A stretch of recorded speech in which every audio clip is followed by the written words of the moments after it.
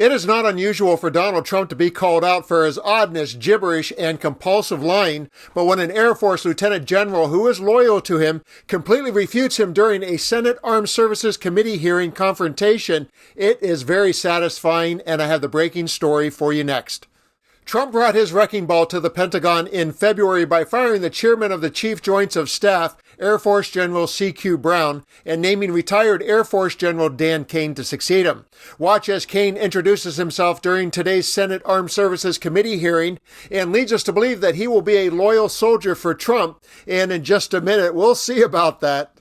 My name is Dan Cain, and I am honored and humbled to sit before you today as the President's nominee to be the 22nd Chairman of the Joint Chiefs of Staff.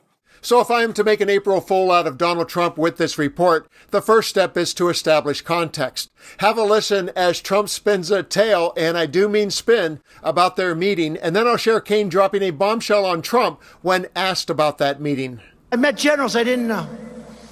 General 1, General 2, General 3. I mean, these generals, there's no person in Hollywood that could play the role. These guys are like perfect people. I said, "What's your name?" "Sir, my name is Raisin." "What the hell kind of a name?" I said, "Raisin, like the fruit?" He goes, "Yes, sir, Raisin." "What's your last name?" "Cain, Raisin Cain." I said, "You gotta be kidding." It's true. Raisin Cain, General, I just made him a big star. Fast, "Sir, we can have it totally finished in 1 week." I said, 1 week? I was told 2 years. 1 week? "That's right, sir. We're only hitting them from a temporary base in Syria. But if you gave us permission, we could hit them from the back, from the side, from all over, from the base that you're right on right now, sir. They won't know what the hell hit them."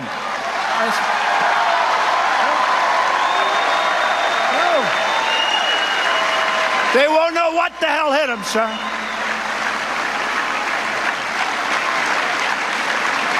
And I said, "Why didn't my other generals tell me that? Why didn't they tell me that?" I said, "Did you tell them that?" "Not our place to say it, sir. They come in from Washington, sir. We have to take orders. You're the first one to ask us our opinion." True. It's true. True. True. Whenever Donald Trump is lying, he has a couple of tells. One of them is he becomes very animated when assuming the characters in his stories. "You're the first one to ask us our opinion." And another is he relies on one word way too much. "Mr. President, sir." Mr. President, sir. "Yes, sir." No, sir. "Yes, sir." And now for the moment, Trump's handpicked nominee refutes another one of his lies from that meeting to the senators who are grilling him. Following the announcement of your nomination, press stories started to circulate about comments President Trump made about you and your past relationship. And according to the reports, the president tells a story where he spoke to you while you were serving in Iraq on active duty, and you said that you loved him, and "I'll kill for you, sir." The president then said that you followed up these comments by putting on a "Make America Great Again" hat. General Kane, is any of this story true? Senator, as I mentioned to the chairman, for 34 years I've upheld my oath of office and the responsibilities of my commission. I think I went back and listened to those tapes, and I think the president was actually talking about somebody else, and I've never worn any political merchandise or said anything to that effect. Thank you. You've been asked a number of questions regarding what the president attributed to you. That is how it's been reported, that you wore a MAGA hat. You testified you did not. If you did wear a MAGA hat, would that constitute partisan political activity by a uniformed officer? Senator, I did not wear any political merchandise. If you wore such a hat, would that constitute partisan political activity by a uniformed officer, yes or no? I think it probably would, yes, Senator. Thank you. But wait, there's more. We have a third party who also witnessed the moment, and he is calling BS on Trump. he obviously is the president and then is the commander-in-chief. And on Friday, he fired the Joint Chiefs chairman, General C.Q. Brown, and instead said that he wants to replace him with a retired three-star Air Force general. His name is Dan Cain. They met in Iraq 6 years ago when Trump was last in office. You were actually there on that visit and write about this in your book. Is the way that Trump portrays that relationship, because he does talk about him a lot, is it what you witnessed? Absolutely not. Trump has made up events that didn't happen. We were on the ground in Iraq, I don't know, maybe 3 hours total.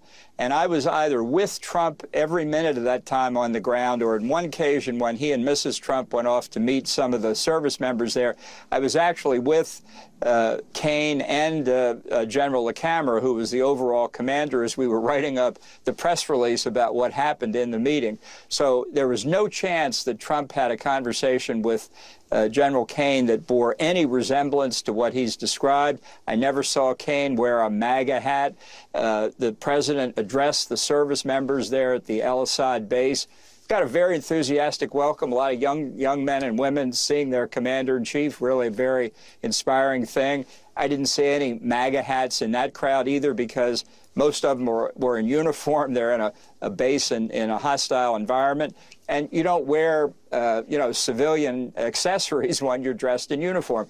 And one of the commanders could not have done that and ever expected to get any respect from his subordinates when they did that. So I didn't see it. I don't believe it. And I think it's standard Trump. He makes up the world as he wants it to be, and then his followers, unfortunately, believe him. If he's enthusiastic about serving under Donald Trump, then I'm not a fan of the Lieutenant General's politics, but I do appreciate his integrity in that moment, because it is what's missing from politics, especially among Republicans who have turned obedience and intellectual dishonesty into their job descriptions. Donald Trump not only expects blind loyalty, he demands it. But even within his hand-picked circle, reality has a funny way of slipping through, and it's just not an awkward moment, it's a crack in the facade. A reminder that despite his best efforts, Trump can't completely bend the truth to his will. And as a final reminder to what the truth is about Donald Trump, a truth he can never change, here's what his inner circle had to say about him at a time when they could speak unfiltered and with intellectual honesty about the man who is destroying our democracy. It's that Trump is a really bad candidate, and frankly, I think a really bad person. We have a candidate now leading the Republican primary that we have to explain to our children. And look, I know there are people that like this stuff, because he says what they want to be able to say. Presidents can't say whatever they want to say.